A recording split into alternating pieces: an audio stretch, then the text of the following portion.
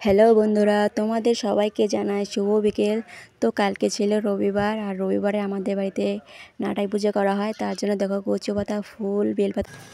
এর জন্য আমি উঠানে পুকুর খুদে নেব, তার জন্য কাচ্চিটা দিয়ে তারপর দেখো আমার পুকুরটা কত সুন্দরভাবে খুদে নেওয়া হয়। তারপর জায়গাটা সুন্দর করে লেপে নেব।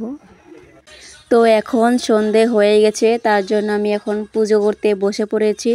তো এই পুজোর জন্য চালের গুঁড়ো দিয়ে দুটো ঠাকুর আঁকতে হয়। তো আমি এখানে দুটো ঠাকুরই এঁকে নিয়েছি। তারপরে দু সাইডে 7টা করে কচু পাতা দিয়ে দিয়েছি। সেই কচু পাতার উপরে আবার 7টে করে পিঠে দিতে হয়, একটা হলো নোনতা, একটা নোনতা ছাড়া পিঠে। তারপর দেখো ভালো করে ফুল দিয়ে সাজিয়ে, ধান দুব্য দিয়ে, সিঁদুর ফোঁটা দিয়ে, তারপরে ধূপদানা ভালো করে দেখিয়ে প্রণাম করছি। তো তখন একজনকেও পিঠে চুরি করতে হয়, এটা আমাদের নিয়ম। তো এরকম কে কে করো আমাকে কমেন্ট করে জানিও।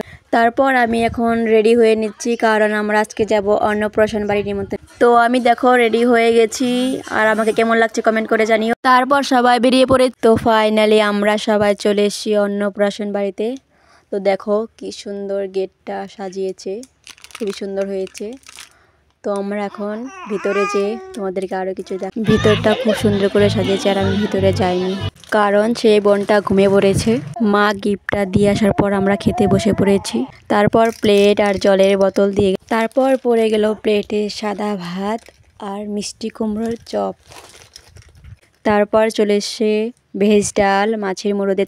তারপর পাতে পড়ে গেল সর্ষে কাতলা, তার সাথে কাতলা মাছের ঝোল। তারপর দেখো খাওয়া শেষ না হতে চলে এসছে ফ্রাইড রাইস। তো ফ্রাইড রাইস আমি বেশি নেইনি, এক হাতায় নিয়েছি বেশি। আর তার সাথে ছিল ঝাল ঝাল খাসির মাংস। আর শেষ পাতে ছিল টমেটো চাটনি, মিষ্টি দই আর রসগোল্লা। তো আজকের এই আমার ব্লগটা তোমাদের কীরকম লাগলো তোমরা কমেন্ট করে জানিও, আর সাবস্ক্রাইব করতে ভুলবো না। টাটা।